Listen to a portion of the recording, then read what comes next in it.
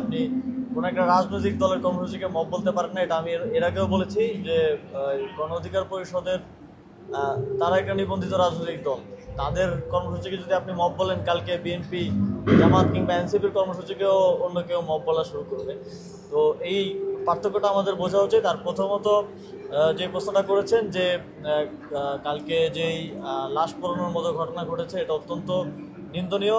সরকার ইতিপূর্বেও বারবার বলেছে যে মাজার সহ যে কোনো এই ধরনের প্রতিষ্ঠানে হামলা সরকার প্রশ্রয় দেবে না। তবে সেখানে আমরা জেনেছি যে ইতিপূর্বেই স্থানীয় জনগণের পক্ষ থেকে জেলা প্রশাসন বরাবর চেষ্টা করা হয়েছিল এটা মীমাংসা করার জন্য। তো সেখানে কোন কোন অফিসারের আসলে দায় আছে এবং কাদের নিবৃত্ত থাকার কারণে কিংবা দায়িত্ব পালনে অবহেলার কারণে এই ধরনের পরিস্থিতি তৈরি হয়েছে সেটা আমরা দেখব, এবং তাদেরকে অবশ্যই এটার জন্য জবাবদিহিতারা তাই নিয়ে আসা হবে, এবং ভবিষ্যতে কেউ যেন এই ধরনের ঘটনা না ঘটায় সেটা আমাদের আহ্বান থাকবে।